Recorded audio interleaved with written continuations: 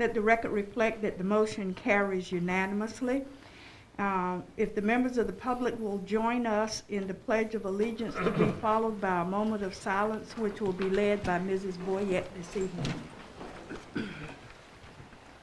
I pledge allegiance to the flag of the United States of America and to the republic for which it stands, one nation, under God, indivisible, with liberty and justice for all.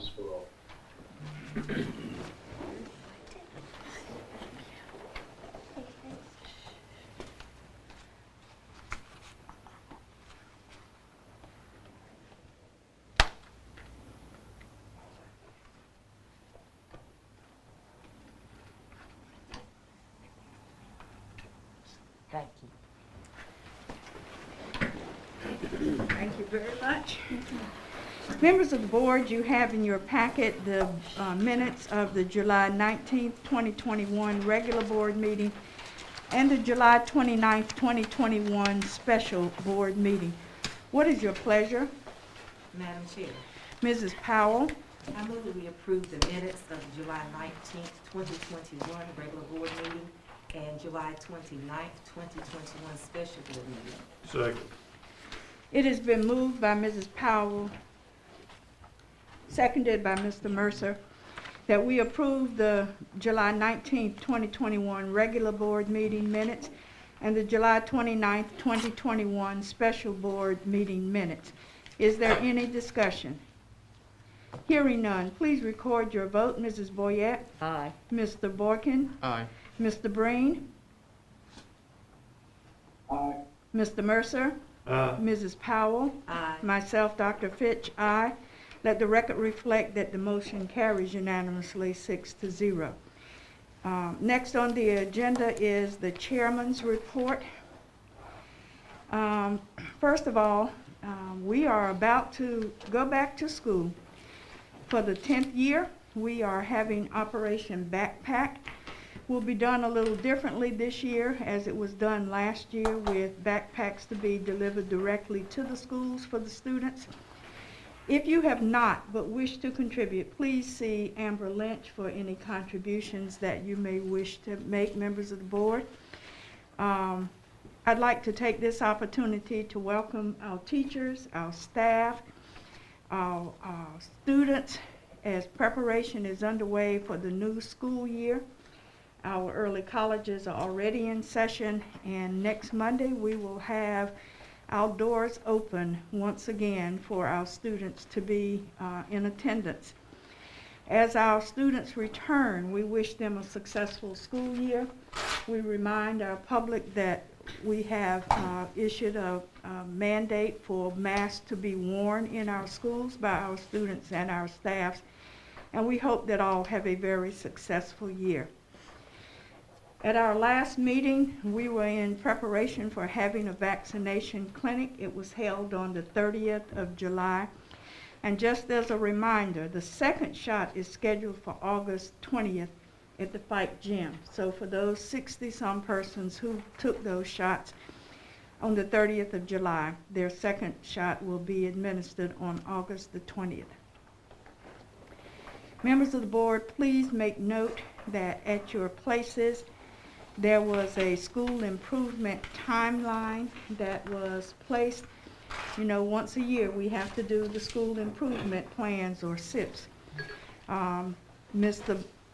Breen and Mrs. Barnes, your copies will be sent to you, and we need to be mindful that we will have, that they will be made available to us in October, and that the board will need to approve those plans at our November meeting. So please be mindful that you may be getting notices that the school improvement plans will be available for your reading consumption, which is always a very interesting prospect. That ends the chairman's report, and I'm going to turn it over to Dr. Mills for the superintendent's report. Madam Chair, board members, audience members, Dr. Fitch mentioned today was the first day of the current school year for staff, other than our early college folks who came back on August 2nd, and have already got us off started on the right foot. But it's always nice to have staff back in our buildings. I say that every time that school buildings are kind of spooky and lonely without students and staff in place, so it's always good to see their faces return. And I think we're all thankful to be together and in buildings this year as we start the school year. We are also excited about tomorrow's Back to the Future conference for our staff, which is a few sessions were held today, but tomorrow's the big event. The conference provides professional development for our staff, and it's also a time where our folks shine because of the presenters, our own staff members. I want to thank our technology department and all their staff for the job they've done. A really amazing job to organize everything.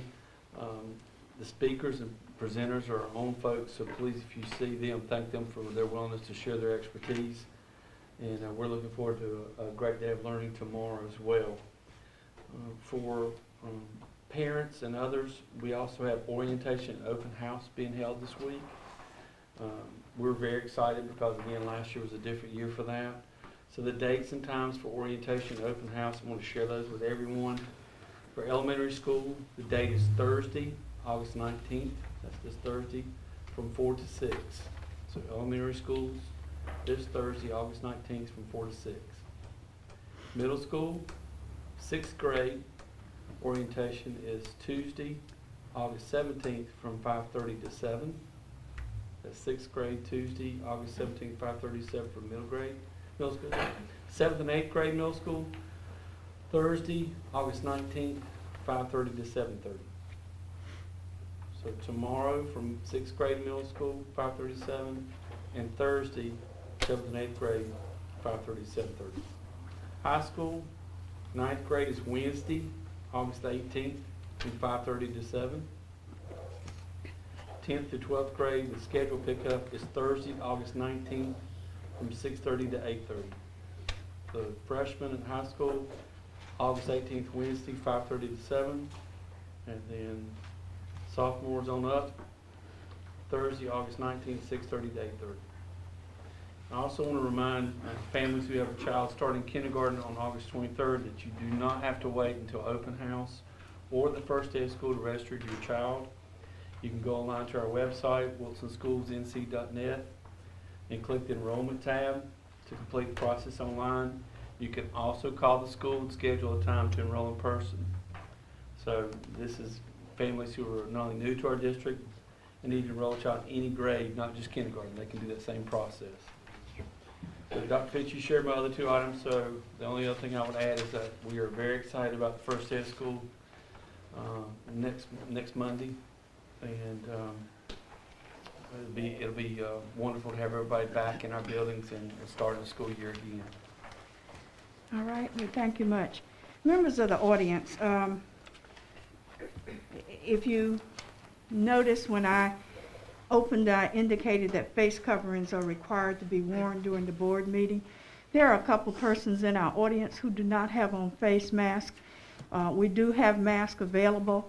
If you are not willing to wear your face mask, we're going to ask you to please be escorted from the room. We are trying to practice safety, and this is being required. So if you are not willing to put on a face mask, Officer Coleman, I'm going to ask if you will escort individuals out who do not have on a face mask if they are not willing to wear one.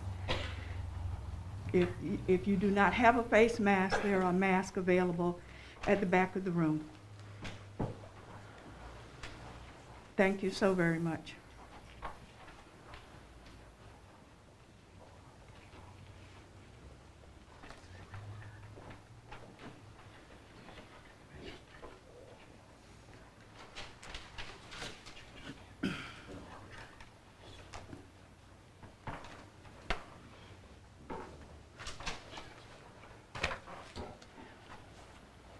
It is the point in our agenda where we have persons who have signed up to address the board. We remind each person that they are granted 3 minutes for his or her presentation. This portion of the meeting is for the board to hear matters of interest from the public. However, obscene or vulgar statements, personal attacks, and statements reasonably perceived to be disruptive or imminently threatening to the orderly operation of the meeting shall not be permitted. We have several persons who have signed up to address the board. The first person who is signed up is Brian Grauberg. His subject is the 1619 project. The Sunday edition of the New York Times includes the New York Times Magazine. Along with this supplement, the August 18th, 2019 edition included a 16-page newsprint section titled The 1619 Project, and included the headline, "We've got to tell the unvarnished truth." According to the Times editor-in-chief, the project's aim, quote, is to reframe American history by considering what it would mean to regard 1619 as our nation's birth year. The last page of the special edition details how the Times has partnered with the Pulitzer Center to roll out free 1619 curriculum to schools across the country. They are making an effort to reshape everything American school children learn about our country. According to the Center, for the 2018-2019 school year, 96,756 Winston-Salem students were enrolled in the project. The 5 key elements of the 1619 project are: 1. The American Revolution was fought to protect American slave owners from the threat of abolition by British authorities. 2. Abraham Lincoln was a racist whose primary intent was to keep black and white separate. 3. For the most part, blacks fought alone in ending slavery. 4. Slavery was the foundation of American capitalism. And 5. The nation's history is best understood as a struggle by American blacks against white supremacy. Lincoln's reputation endured many assaults in his own time in 150 years since his assassination. It will survive the 1619 project's assault as well. But let's not underestimate the damage. Tens of thousands of school teachers will parrot their nonsense, and millions of American school children will read and hear from voices that ring with authority. The 1619 project is not legitimate journalism, and it is not legitimate history either. Knowing that material from the Pulitzer Center has been already disseminated in some North Carolina schools, I am deeply concerned that this misleading, historically inaccurate, and ultimately divisive material may already be available in Wilson County. Therefore, I am requesting a public forum about this material so that parents can raise legitimate questions about it and voice their objections. Thank you. Thank you very much. Flora Herrera Picasso, Needs of Latinx Students in Wilson County Schools.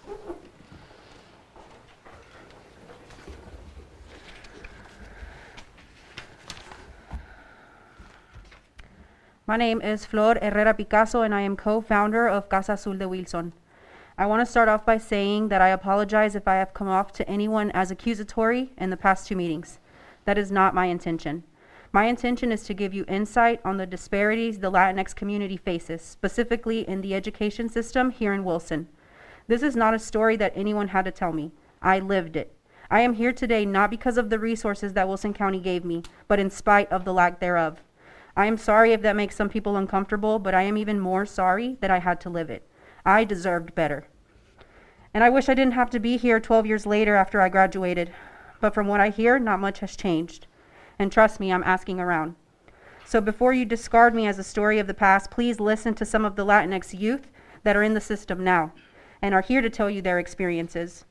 So what is the purpose of us being here today? We don't have a clear ask. We don't have the right questions nor the right answers, but we have our truths. Casa Azul de Wilson wants to work with Wilson County Schools to do better. Because again, not to blame any particular individual or group of people, as we know with the Leandro case, the entire state is non-compliant.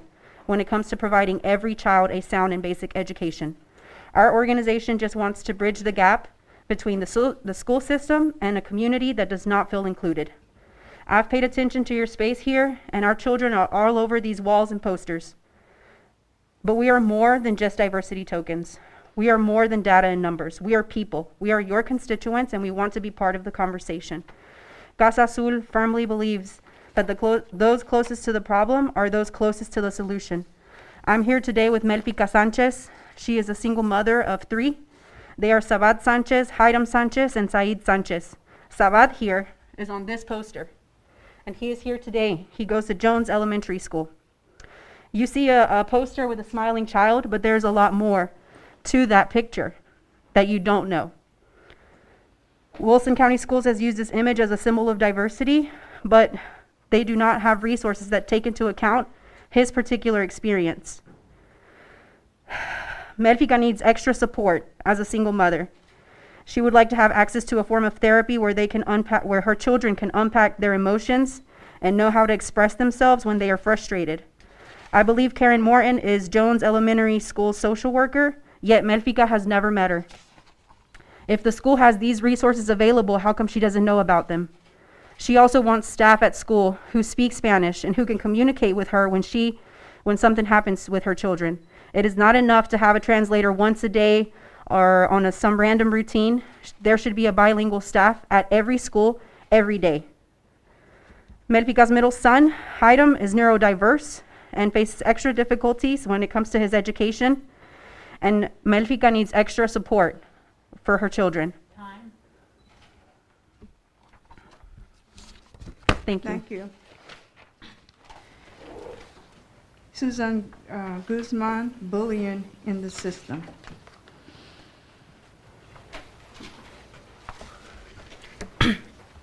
Good afternoon, my name is Susana Guzman and I am a rising sophomore at Hunt High School. Today I would like to address the variety of bullying I have faced during my time in the Wilson County Public School System. I would like to start off with my first encounter of bullying.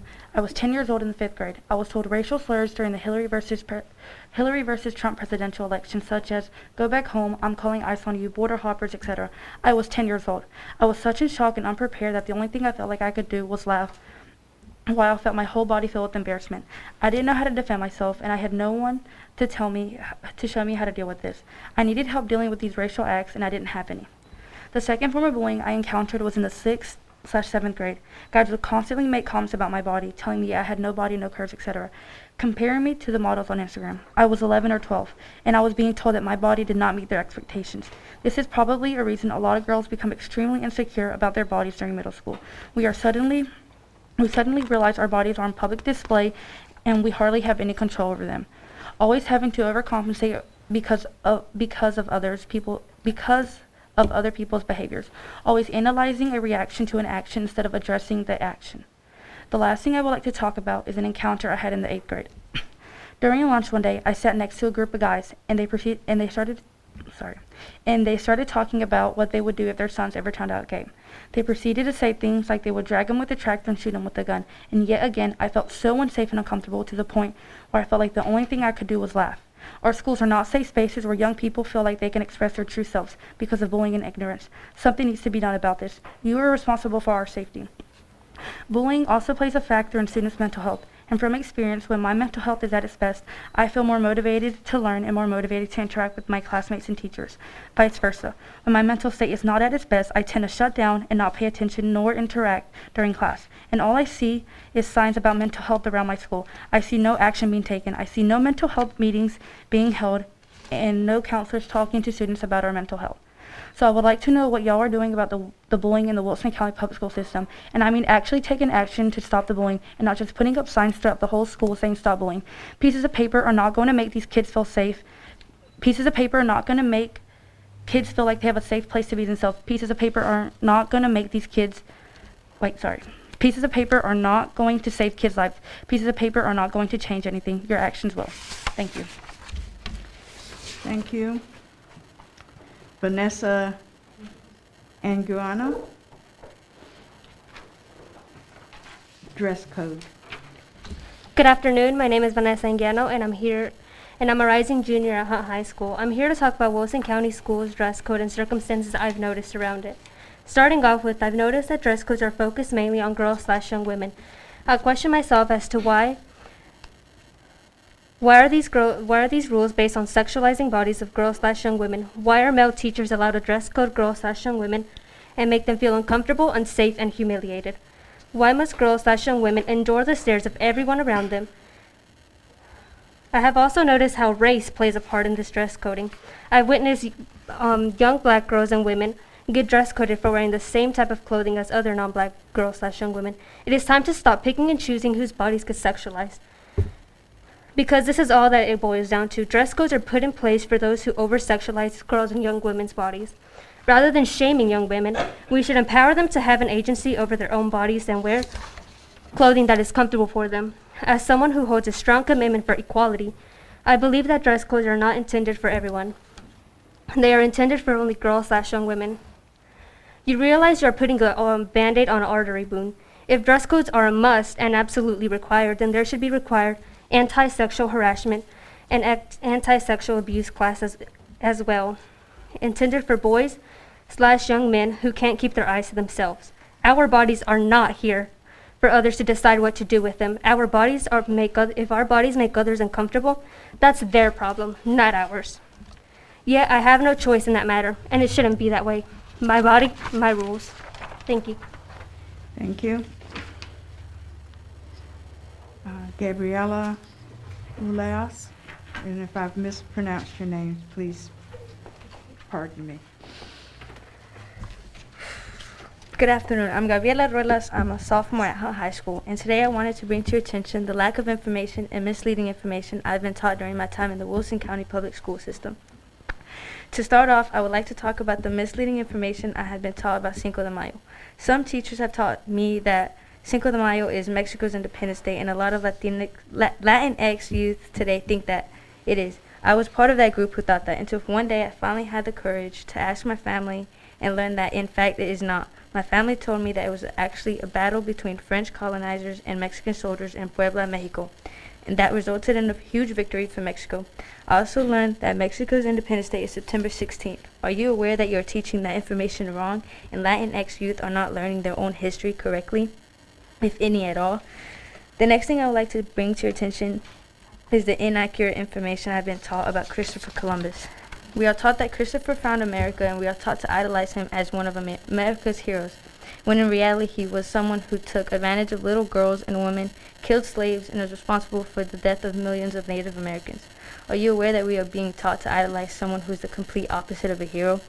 This has impacted me in such a way that I'm beginning to question what other parts of history are also being taught incorrectly. I also realize that I don't know nearly enough about my Mexican heritage.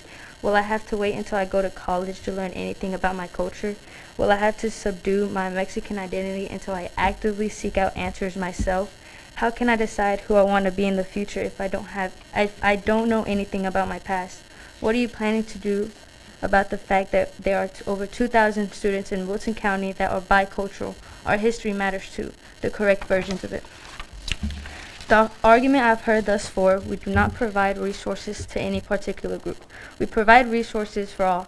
Well, let's unpack the elephant in the room. A one-size-fits-all solution does not work. We all don't have the same lived experiences. We all don't face the same obstacles. There's a difference between equality and equity, and we are asking for equity.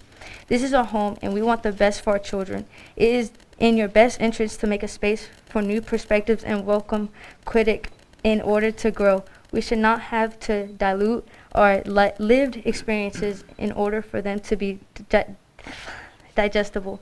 You may not be responsible for what has happened in the past, but you are responsible for what happens now. Thank you. Thank you. Elizabeth Pereira.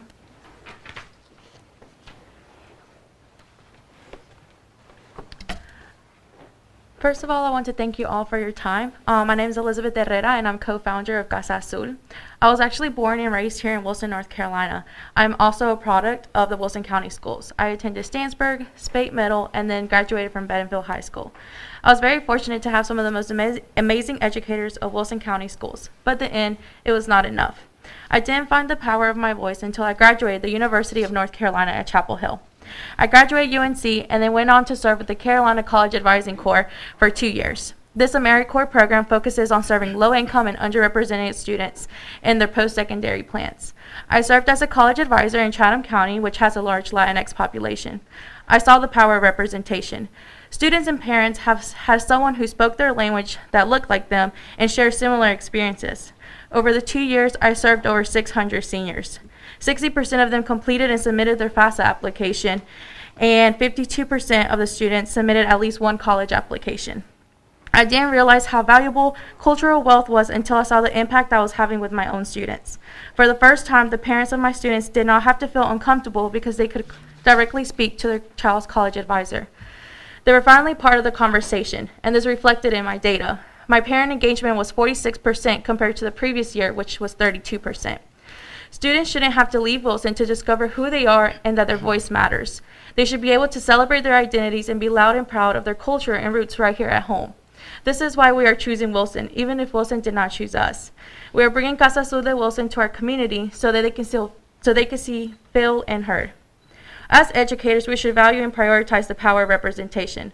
I think there's 25 Latinx teachers in Wilson County, and there are more than 200 Latinx students. These students have a 1.1% chance of seeing themselves reflected in the school system. Casa Azul de Wilson wants to bridge that gap that helps young leaders deepen their understanding of their culture and roots by having a deeper understanding of self, community, and the world. They should be able to be successful in the system, not just make it through. These students should know that their experiences and cultural wealth makes them assets to our community. We are excited to continue this conversation, but I just want to leave you with this quote from a nonprofit organization called Latinx Ed that focuses on educational equity for Latinx youth in the South. Advancing educational equity will never be easy. Upholding this value will challenge every fiber of our beings, mindsets, beliefs, and behaviors. For those in positions of power, it's a wildly humbling and overwhelming process to realize that our system is broken and that we have the power to change it. Thank you so much. Thank you. Mark Levine, CRT.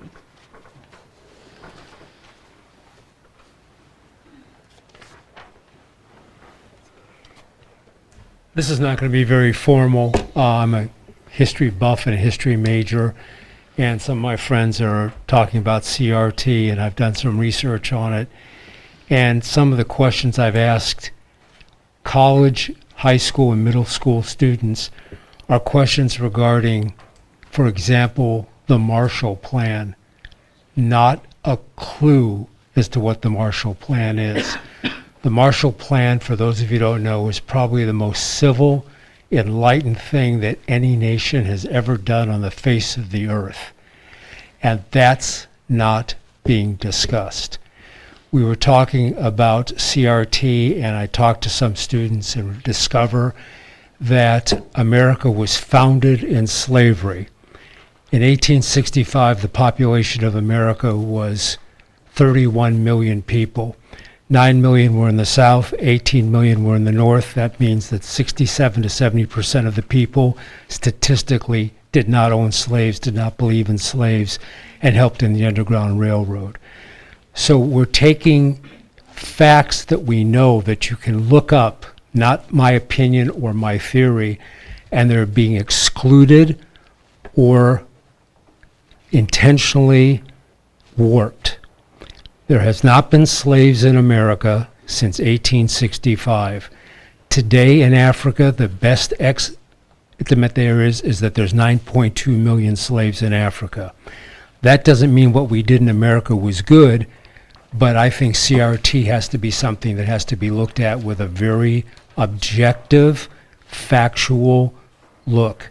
And as a history buff and a history major and having conversations with students, this is something I want to make sure I want to bring to the group. And it's not just a matter that I disagree. It's things are just factually not true, and you can't teach that as history. Thank you very much. Members of the board, you have heard the speakers who have come before us. As you are aware, we have certain responses to give. The board may direct the chairman to respond to the concern on behalf of the board, may direct the administration to respond to the concern, may refer the matter to a board committee, may refer the matter to the administration, or may place the matter of concern on the agenda for a future meeting. What is your pleasure?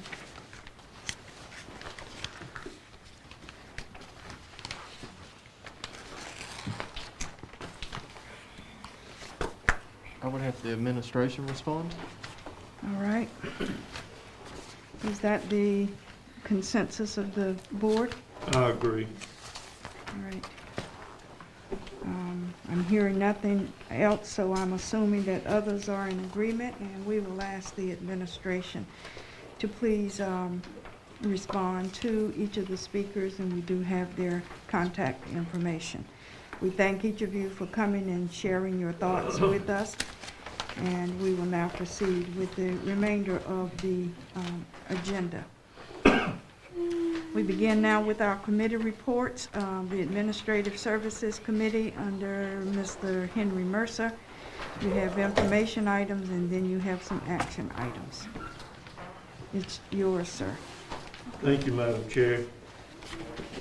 We met this afternoon, and included in the meeting, but not its entire list, was Mr. Woodard, Mr. Letchworth, Dr. Williams, Dr. Wilson, Ms. Powell, Mr. Boykin, Ms. Boyette, Dr. Fitch, Dr. Mills, Mr. Breen remotely, and myself, and there were others, but it included those. Our first item was an information item, and it was a contract requiring board notification but not approval, because contracts less than $90,000 do not require board approval. And the item was regarding the contract with JC Sports for items and equipment for the weight room at Pike High School in the amount of $59,982.04. And there's a list in your packet of all the items and individual prices. Any questions? Mr. Williams, Dr. Pryor, Dr. Mills, that wish to add to my comments? No, sir, it's straightforward. I think this is just a matter of making the board aware, and we've already surveyed the site and looked at it, and maintenance and staff have been able to check everything out. Worked with Mr. Johnson, Mr. Tom Nelson as well. Any questions, comments from anyone? Okay, then we will go to our action items. Excuse me. We met today with a representative from CPL Architecture Engineering regarding the athletic fields at Bedingfield and Hunt High School, and it was for clarification. I think we had spoken with them before, and they had handled phase one of those projects and from the engineering side, and we were had questions about phase two, and I think they answered our questions very well. And is there any capsule or summary, Dr. Williams, you'd like to put on that? No, sir, Mr. Chair, I could just reiterate, phase one was $45,302, which was completed. Phase two, Eric for CPL is here today and discussed that. Phase two would be $157,180, and I did make a note, Mr. Boykin, that we wanted to make sure that when the revised document specified that the do not exceed was that no additional fees will be billed for phase two past the $157,180. So I think those were the main points. I think it would be really good if it said, you know, the completed portion will not exceed the 157, 180. Yes, sir. So 157, 180. that way it's pretty ironclad that it's going to be done by the time it gets to that point.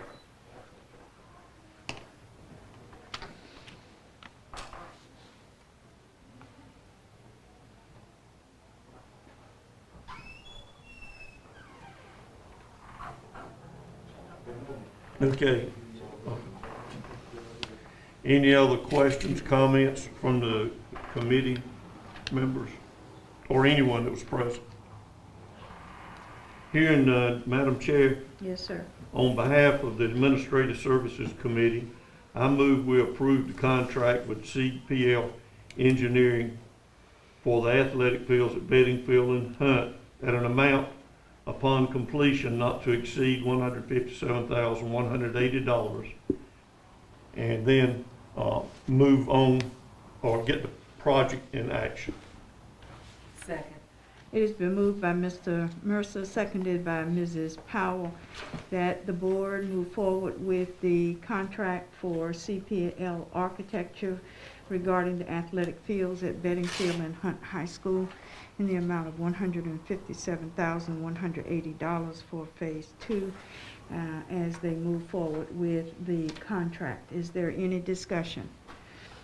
Hearing none, please record your vote. Mrs. Boyette? Aye. Mr. Boykin? Aye. Mr. Breen? Aye. Mr. Mercer? Aye. Mrs. Powell? Aye. Myself, Dr. Fitch, aye. Let the record reflect that the motion carries unanimously. Thank you. Mr. Mercer? We discussed the student assignment priorities, and it's, how do you say it? ORED. ORED has been working with us to accomplish that. And one of the things we wanted to make sure we shared with the board, full board, the committee, was certain that we should have community engagement, which I think ORED will help us with, and that's part of their effort, isn't it? And it's highly recommended. And also, we had a little sheet to rate or prioritize 11 factors going into consideration of organizing the schools, and which we found kind of difficult to do. We had 11 priorities, and they all seemed to be priorities to me, top priorities. But with the discussion, we discussed the idea that among those 11 there were some groups. Mr. Breen had them separated in 4 groups, and it was kind of difficult to have groups that we agreed on. And the conclusion was drawn that it would be best if each one of us would complete the 11 by priorities as directed on the little worksheet we got. And then, in addition to that, add notes if you think they should be clustered, some of those, or grouped, and make some notes regarding that. You know, how you feel about some of those priorities. Members of the committee, anyone present? Mr. Williams, Dr. Mills. Please remember that the board was being asked to go back and look at those assignment priorities and to get them back to the administration within the week so that they can begin the tallies and the workings that will need to be done. Yeah, just so you know, Mr. Breen gets the gold star. I already received his 11, just for the record, so there's no prize for second place, so don't worry. But remember now, these are just the starting point for them to get some input about the process and the feedback that you're going to be going through as you work through these models and layers. So this is just, I'll summarize these and give them all back out to everybody. We can place those out and provide those at the next meeting. But again, this is just to help frame some of the work you'll be doing face to face with the planners as well. So it's just the start. Madam Chair, Mrs. Boyette? are you going to talk more about the community I'd like to, engagement? yeah. Okay, Yeah. because Yeah, I that think it's is so important. very I important. think it's important too. The other piece that why this is an action item is, while the community engagement piece is well below threshold, so I have authority to go ahead and sign up for that, and I've already indicated to ORED that that's something we'd like to do. And again, we're just waiting on finalizing the paperwork to go for legal review and a few tidbits with that. But this is something they've done in other districts, and I spoke with Superintendent Rockingham County, and they've followed the same process with ORED when they did their work. But the community engagement piece would be another service that will be on top of the work that the board will do, because this would allow for some public review sessions and engagement sessions with the ORED staff or ITRI staff, same kind of organization umbrella, to talk about the process that's used, talk about some of the things they've seen as they work, explain how the process unfolds. And so there's a clear understanding of all that goes into this work that the board does, but also to give feedback early on. And part of it's a survey, but also they recommended having a global session for each of the 3 high school feeders, for 3 high school sites, those zones, to kind of break it up. And that can be done virtually or in person, depending on how things are going. But I think that's really good for folks that have questions about how the process works, because it is a lot to it when you're working through. It's more than numbers. Those are students and someone's child when you're working through those maps, but also some of the rationale of why we're having to do this and why we need to do this, and the commissioner's support for additional capital as part of this process. So I think it makes it very transparent to understand this is not just a random process, but this is part of a growth and improvement cycle for the school system and for the county as we go through it. But I think those community engagement meetings really allow for a chance for folks that are independent of the process to talk about why things are done the way they are and some of the decision points that you'll run into, so everyone will be well informed as they go along, and won't be, as many cases sometimes with processes, you see the product at the end, but you don't see all the things that go into it sometimes. So I highly recommend that, and I think the committee and all of you spoke today about the process was something you endorsed and thought was really good. And I just wanted to get your feedback as we went along, because I felt like something you've been conscientious about when we've had major projects like these, but especially with the time frame that we're looking at and the amount of impact this would have. We're talking about new buildings, we're talking about retrofitting some now as well. The counties provide additional funding if we're building Watt. So all this falls into place with your capital plans. But again, from a community standpoint, this is anyone, families and others that could ask questions and also see.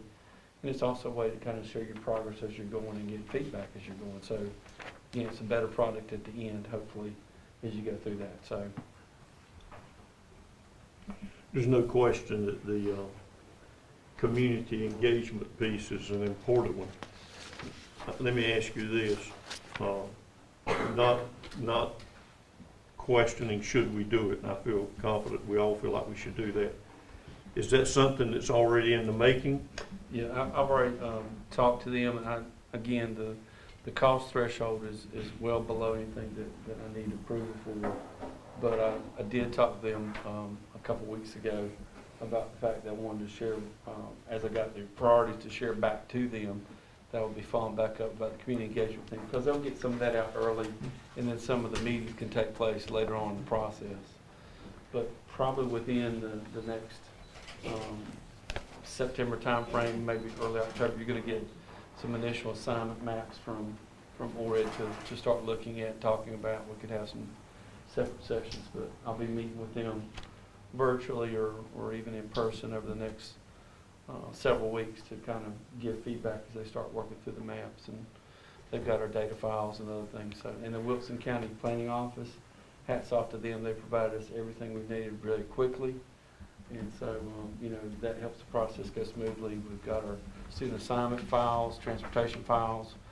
So, but, some parts of this process would start, you know, probably at the same time you start looking at maps, and from a term standpoint of not making decisions, but just starting out of understanding what they're going to provide you and how they're going to walk you through that process and what it will entail. Because it'll be back and forth and ebb and flow as they get your feedback and present layers to you and maps to you that you would have firsthand knowledge of and that the board has the final decision about.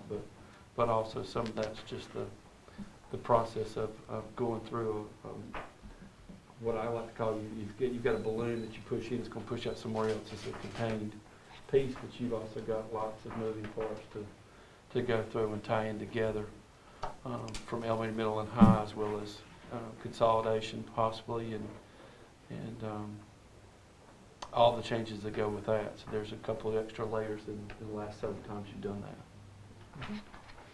Thank you. Then to help me if I understand it wrong, the community engagement piece is something we wanted to make sure that was discussed and explained. Yes, and everything. That was a big But the sheet and the rating is the action piece. The action piece is you need to do your homework for me and turn that in. And so get I it can turned in. Turn it back out. Say within the next week. Mm-hmm. And then I can provide a summary for the public and for the board at our next meeting or through a variety of means just to get it started.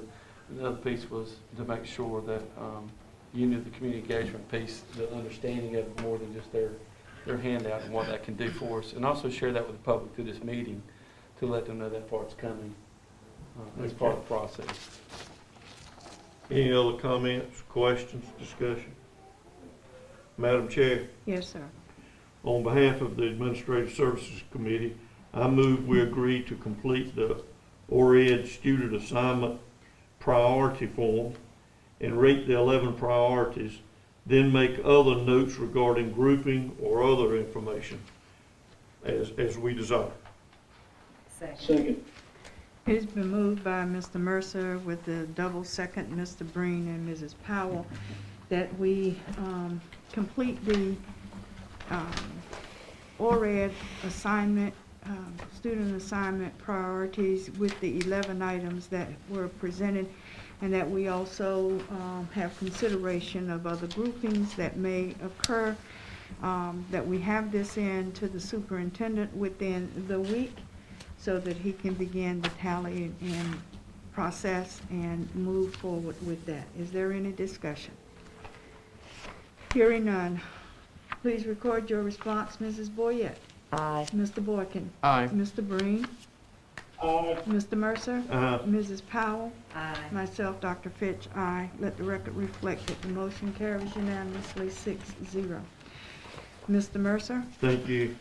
Our third action item was the approval of a contract that requires our approval. It's with Utica for our general liability insurance that covers our automobiles, equipment, and other such. It's an umbrella policy covering all those types of things. And it's for $151,493. And it's, we've been with Utica, and it's kind of of a renewal nature. So, anybody wish to, Dr. Mills or Dr. Williams? Mrs. Boyette? Could you tell me how this contract amount compares to last year or the previous year? What's the trend? Yes, ma'am. Ms. Boyette, the contract renewal last year this time was $138,940. And that was the price as well for 18-19 and 19-20 and 20-21. So was there a reason given for or was the increase in each of the areas, or? Yes, ma'am. I spoke with Mr. Glenn Davis, who handles our insurance policies, and they had not assessed any increases over a 2-year period. And after the 2 years of not assessing any increases, they did so for this upcoming year. Yes, ma'am. Thank you. Any other questions, comments? Hearing none, on behalf of the Administrative Services Committee, I move we approve the contract with Utica for general liability insurance renewal at $151,493. Is there a second? Second. It has been moved by Mr. Mercer, seconded by Mr. Borkin and Mr. Breen, that we approve the general liability insurance company package as a renewal with Utica Insurance in the amount of $151,493. Is there any discussion? Hearing none, please record your vote. Mrs. Boyette? Aye. Mr. Borkin? Aye. Mr. Breen? Aye. Mr. Mercer? Aye. Mrs. Powell? Aye. And myself, Dr. Fitch, aye. Let the record reflect that the motion carries unanimously, 6-0. That concludes my report, Madam Chair. Thank you, Mr. Mercer. Next on the agenda is the Instructional Services Committee report. The Instructional Services met this afternoon, and within that report, we were given a presentation on our Summer Scholars Program, giving a further breakdown of the information that had been provided at our last board meeting.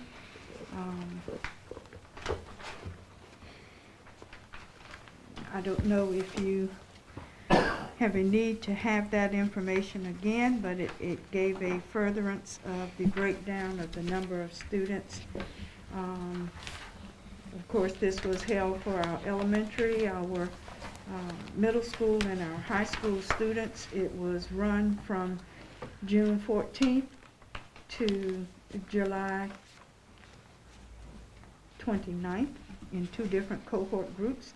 Students were there from 8 to 3:15 with staff there from 7:30 to 3:45. We had an option of having 150 hours of instruction versus a set number of days. We went with the 150 hours, which accounted for the time establishment that was given for the summer program. Our sites were at Vic. The students at Vic and Barnes were paired together. Lucama included a pairing with Leawood and Stantonsburg. Jones paired with New Hope. Hearn with Wells. Rock Ridge. Frederick Douglass partnered with Gardners, and Vincent Bynum with Winstead at the elementary level. Toys Not partnered with Elm City and Darden. Forest Hills partnered with Springfield and Spate. And Beddingfield was the host site for students from Fike, Hunt, Watt, and Weka. At the elementary level, there were actually 137 students. I'm sorry, that's not correct. 165 were expected at Vic Barnes. They actually had 177 in attendance. Lucama was expecting 150. They had 138. Jones New Hope had 165 expected with 137 in attendance. Hearn and Wells had expected number of 135. They actually served 116. Rock Ridge expected 120. They had 96. Frederick Douglass Gardners expected 150. They serviced 131. And Vincent Bynum Winstead expected 135. They serviced 137. We had exceptional children, students with 504 plans, English language learners, first and second graders who were served.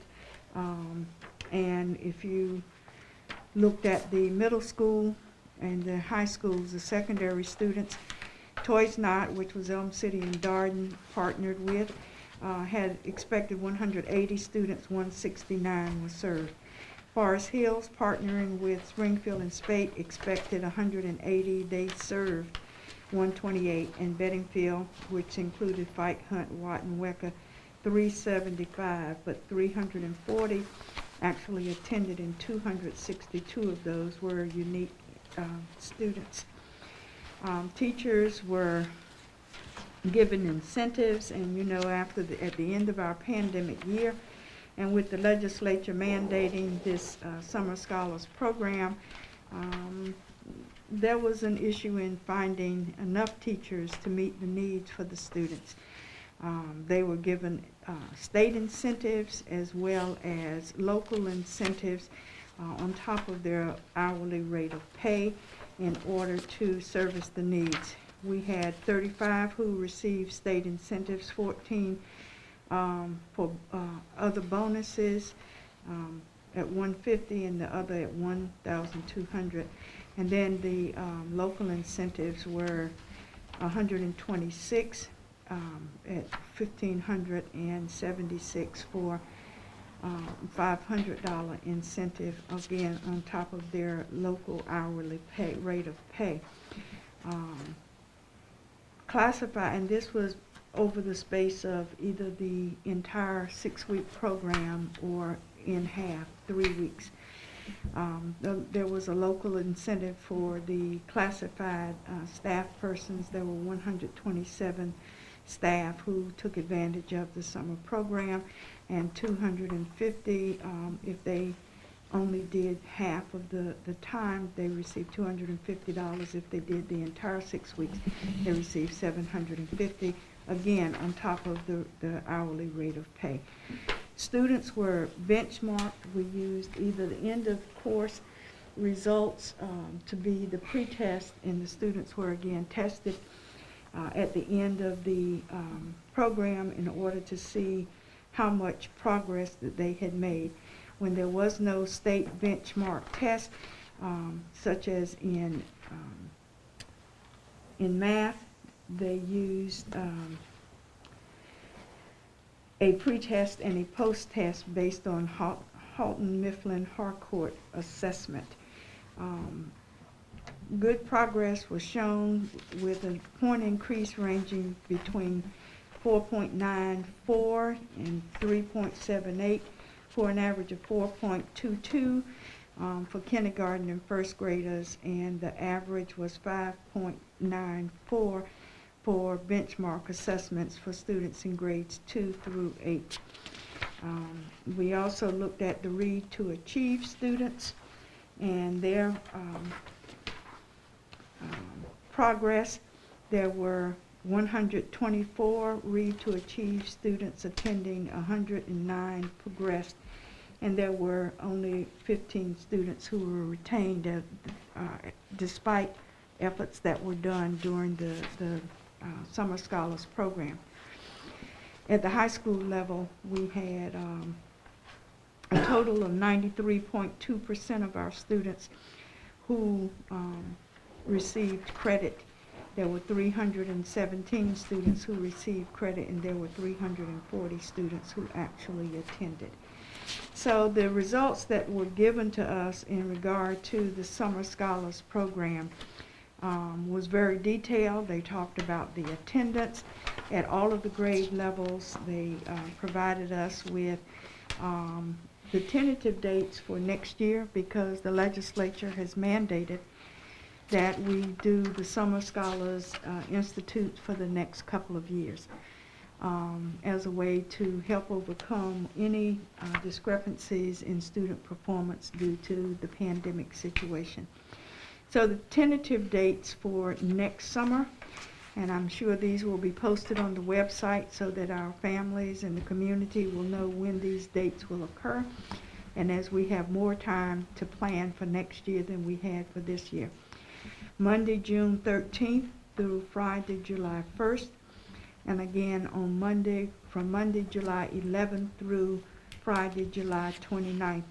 There is that break because there is the 4th of July holiday, where there will be no summer learning at the school for July 5th through the 8th.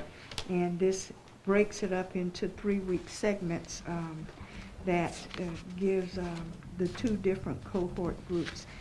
So if there are any questions in regard to the Summer Scholars Institute, this is just more of a detailed set of updates provided by the instructional services area of the system. Any comments or questions? Madam Chair, Yes. I would just like to say thank you. I know we've expressed it, and I'm sure the full board probably, agrees. Thank you for all that were involved, the team, the teachers, and everything that went on. The success looks good here, and we are so appreciative to you. I was able to visit one school and was so impressed with the learning that was going on there. And they were having such a good time doing it. It was short notice. It was a really rough year. Thank you, thank you. That goes without question, and thank you for those comments to the system, Mrs. Boyette, and we express those on behalf of the entire board. The next on the agenda is the Wilson Academy of Virtual Education, WAVE, the update. Last year we were forced to provide education in ways that we had never done before by having so much remote learning going on. There are a lot of students who may not learn best through that virtual environment, but there are some students who do learn well in that environment. As a result of our efforts last year, Wilson County Schools has created the Wilson Academy of Virtual Education that is now WAVE.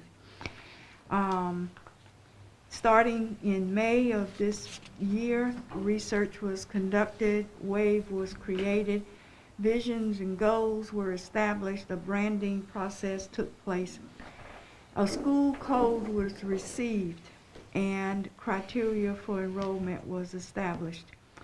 In June of this year, WAVE shared with the public the website and application information.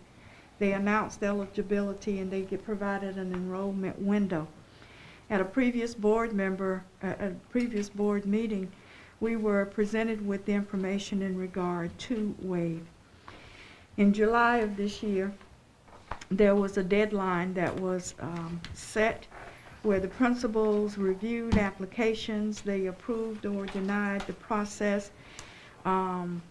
They set proficiency and testing standards, and the grades and all were established. WAVE families and students were notified. Letters were sent to parents from the base schools by the principals. There were 145 students accepted, though 236 students had applied. But based upon the criteria, the needs for the students, 145 were accepted.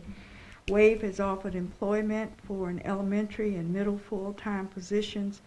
Those positions were posted on Teacher Match, and high school staff were provided opportunities for instructional opportunities and provided opportunities for stipends. In August of this year, so now, student support has started to be established. There will be a high school counselor, a school nurse, a social worker. Students will include English language learners, will include exceptional children. The sites have been secured and administrators have been contacted. And so now we are ready to begin next week when we begin our other traditional schools. We will be beginning WAVE for its first full year of inception. Those students have been provided with their learning devices already. They have open house coming up. The coordinator for WAVE has been secured, and the sites have been set aside where the primary instruction will occur from. At the elementary level, that will operate out of Wells, and at the middle school level, it will come primarily out of Spate. And the high school courses, the teachers are signing up for individual courses that will be taught. So these will be students currently in grades 3 through 12. And there will be a total, as indicated, of 132 students. We found that in October, persons will have an opportunity to again apply for WAVE for consideration for the spring semester. So even though we have accepted students for WAVE, there will be another opportunity for students to apply and to become accepted for the virtual education program being offered through WAVE. It was a very interesting presentation, and we are looking forward to having this be a successful venture for the students who will be engaged through this process. If there are any questions, we'll entertain them at this point.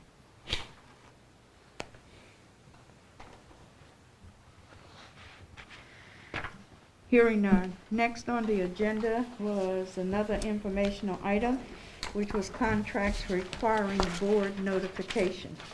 Members of the board, as you know, contracts up to the amount of $90,000 do not have to be approved by the board, but are brought to us for information. So brought to us were 5 contracts that fall within that category. They are in regard to our learning process. The first one is Instructure, which is a service providing Canvas, what was that, learning management systems, which will be used for high school students. Our elementary students use one program, our middle schools use a second program, and Canvas will be the format that's used for our high school students. That contract amount is $53,460. The next is a Digitech contract for video production system in the amount of $53,513. A few years ago, we implemented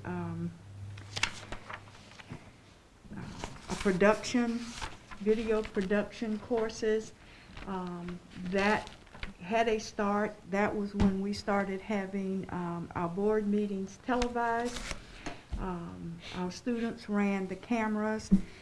We now have the cameras that run themselves pretty much, but we want to provide students with more opportunity for learning this particular methodology of production. So the Digitech system is being put into place.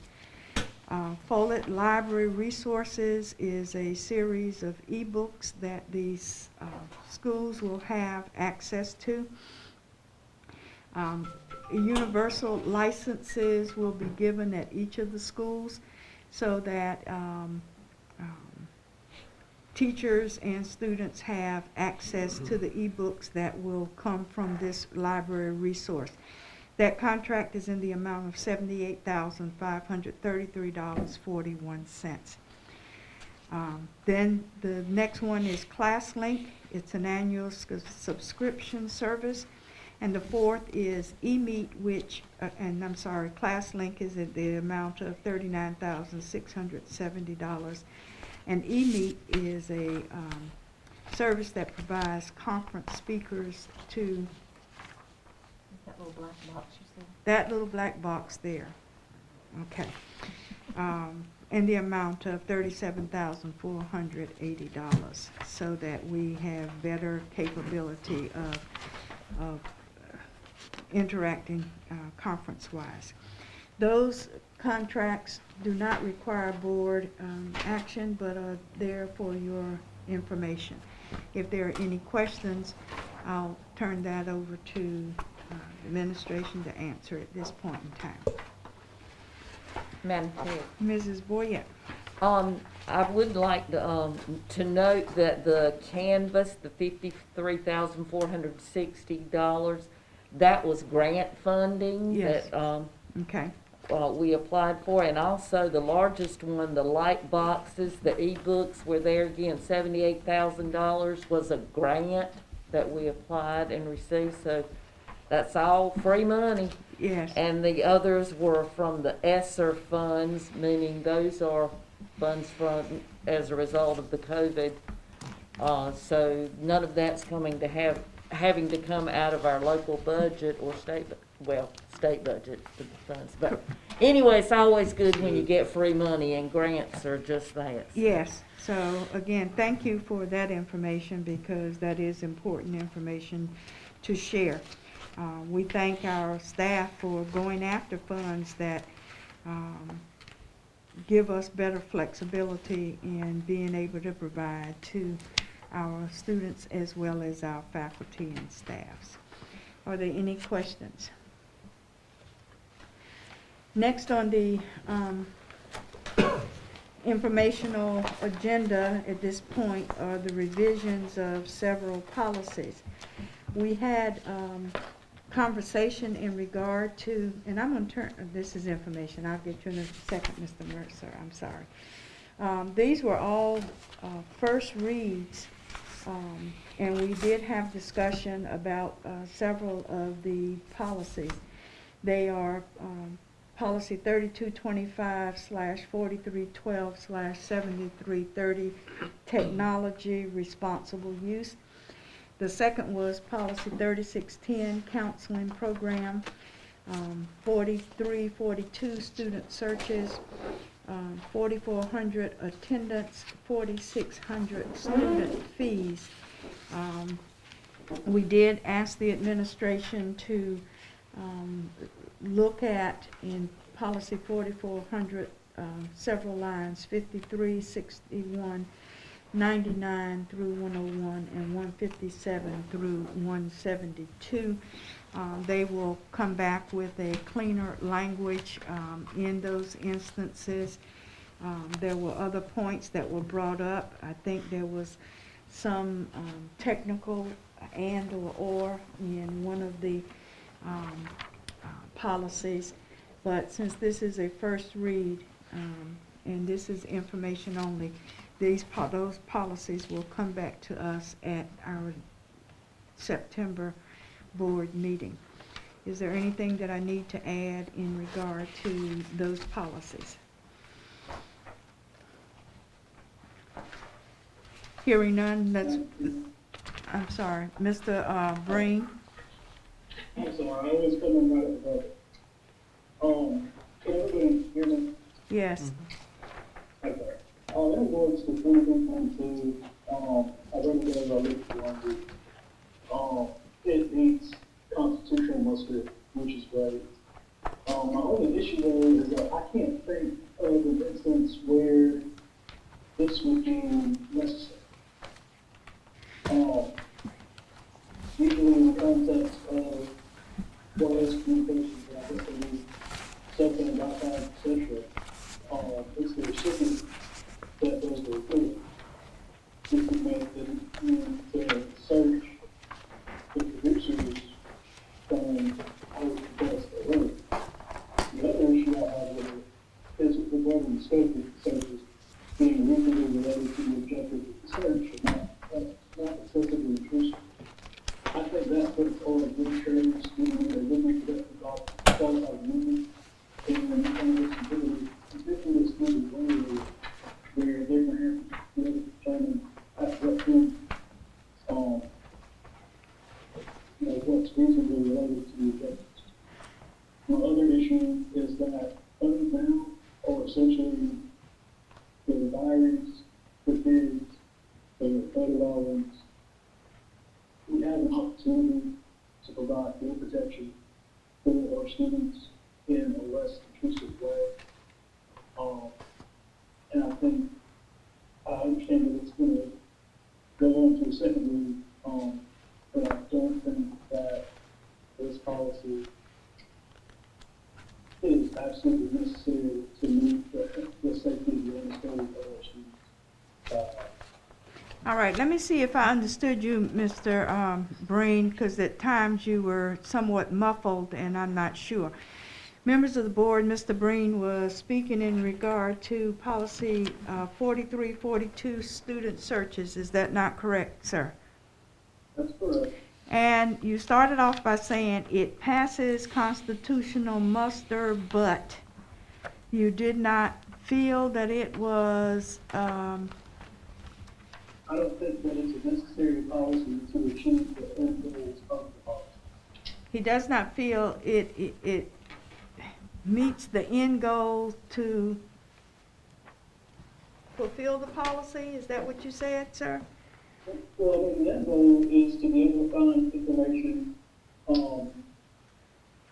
that maybe damages or injures other students or things like that. I think there's a less intrusive way to get that information rather than searches itself. You feel that the language within the policy, there are easier ways to get at what it is being searched for? Yes, ma'am. Because usually in the context of things, at least in my experience, representing students, it's the recipient that makes the report. And it's not that very rarely is it ever, and I guess it could be, administration going into the phone of somebody who makes communication. I think if you have information from the recipient, then that will give you, all the information that they need to either enforce the rules or code of conduct for the law or the rule policy. But if the information being sought is not being provided by the recipient for the search, then would not the search be necessary to get at what is being looked for? Could you give me an example where that would be necessary? If you ask the student,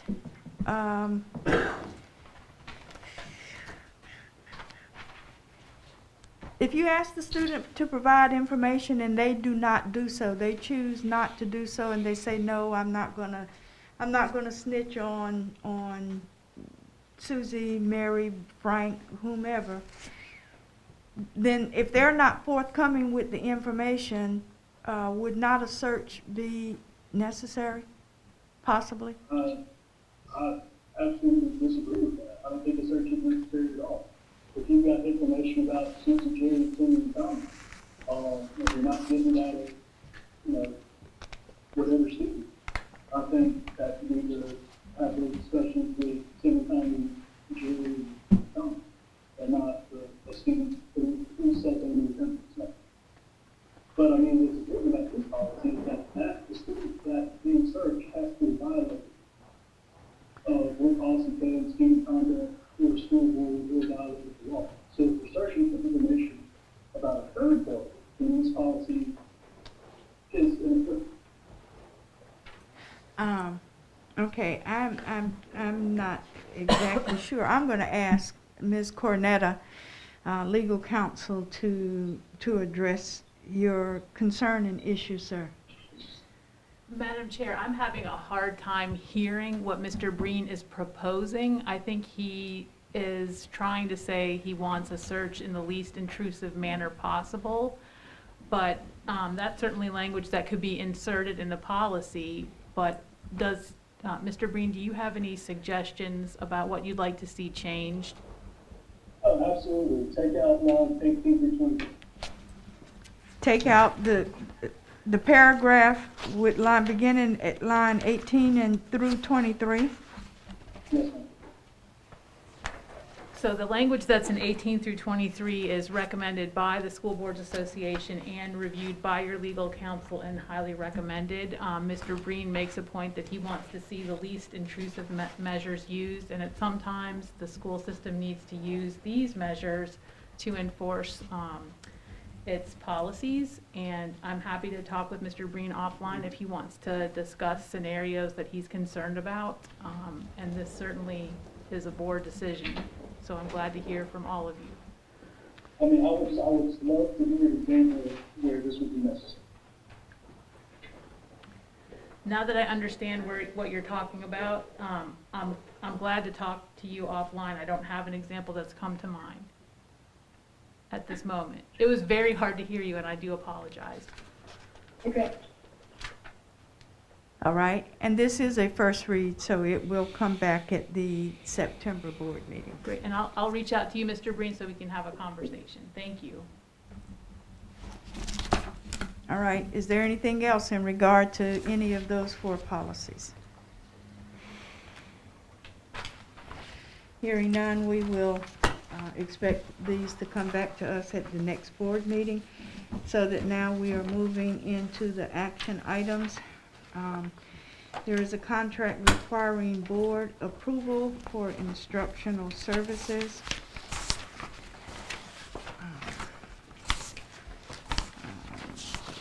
Let me get to this point.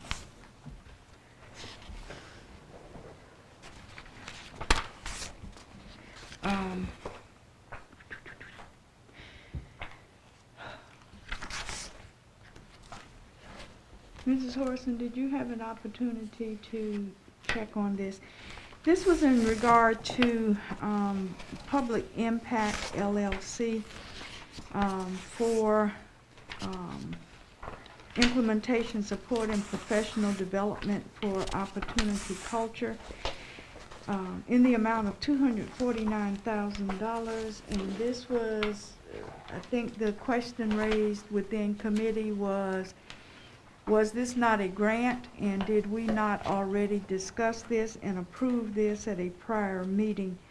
And we did not have enough time between committee meeting and tonight's meeting for Mrs. Horson to go back and check through prior minutes.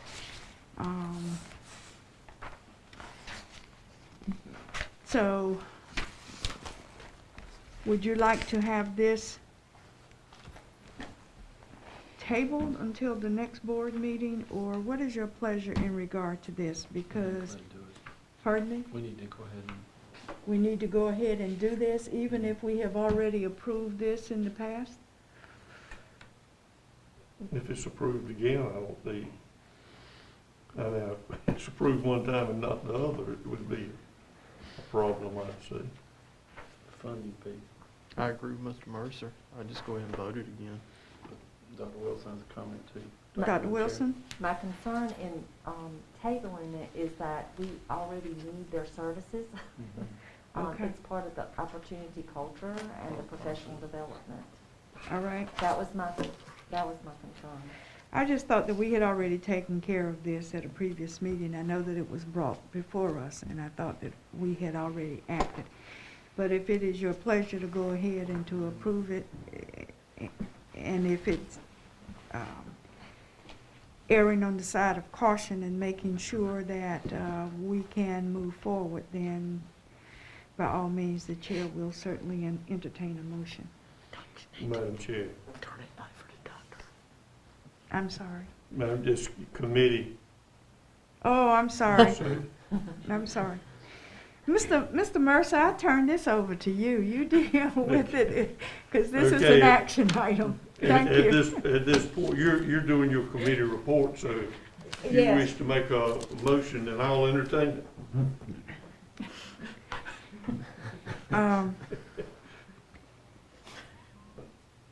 To err on the side of caution, Mr. Mercer, on behalf of the Instructional Services Committee, it is recommended, and I move that we approve the $249,000 contract with Public Impact LLC for the service to be provided of implementing, supporting, and providing professional development for opportunity culture.